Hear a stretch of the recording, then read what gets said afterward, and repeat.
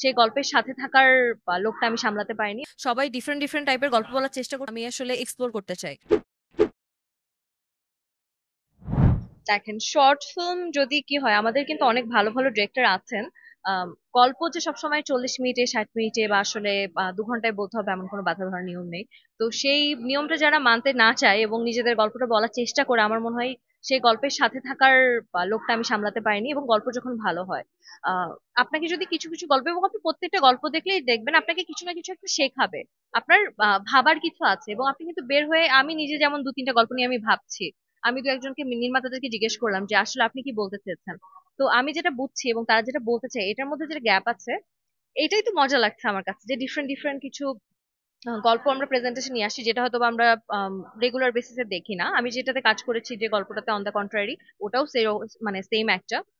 আমার খুবই আনন্দ হচ্ছে যে একদমই ভিন্ন ধারার একটা আম, স্বল্পদৈর্ঘ্য চলচ্চিত্রের সাথে পাশে থাকতে পেরে। এবং আমার মনে হয় আমি যে কোনো জায়গাতেই কাজ করতে চাই, যদি গল্প আর ক্যারেক্টারটা আমার কাছে খুব ভালো লাগে, তো অবশ্যই।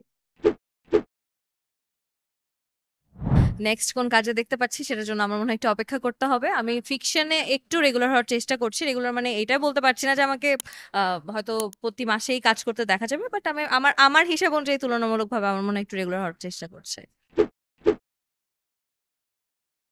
ভীষণ ভালো লেগেছে। আমি গত ঈদে তো টিকিট না পাওয়ার জন্য এমন হচ্ছিল যে সিনেমাগুলো দেখতে পাচ্ছি না।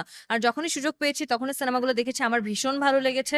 সবাই ডিফারেন্ট ডিফারেন্ট টাইপের গল্প বলার চেষ্টা করছে এবং প্রত্যেকটা অডিয়েন্সের জন্য কিছু না কিছু আছে, সেটা আমার কাছে ভীষণ ভালো লেগেছে। কেউ পরিবার নিয়ে দেখতে চাইলে দেখতে পারবেন, যার অ্যাকশন ভালো লাগে সে সেটা দেখতে পারবেন। আমার মনে হয়, এবং সবগুলো গল্পই খুব সুন্দর প্রিসাইজলি বানানো, এটা খুব আনন্দের।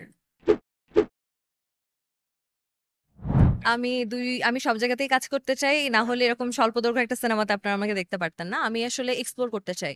আমি অ্যাক্টিংটা তো আসলে খুব কঠিন একটা ব্যাপার, এখন অভিনয় তো আর শিখিনি। টুকটুক করে আমার মনে হয় কাজ করেই ডিফারেন্ট ডিফারেন্ট ক্যারেক্টার ট্রাই করছি, যাতে আমি একটু শিখতে পারি। আমার মনে হয় সবাই হয়তো বা শুরুতে একটু রোমান্টিক ধাঁচের কাজ করার চেষ্টা করে। তা আমার বেলাতে ব্যাপারটা একদমই ডিফারেন্ট হয়েছে। আমি হয়তো বা একটু ডিফারেন্ট ডিফারেন্ট স্টোরি পাচ্ছি, ডিফারেন্ট ডিফারেন্ট ক্যারেক্টার পাচ্ছি, এই জন্য বেছে টুকটাক করে কাজ করছি। Let's see. আগে একটু মনে হয় এগুলো করে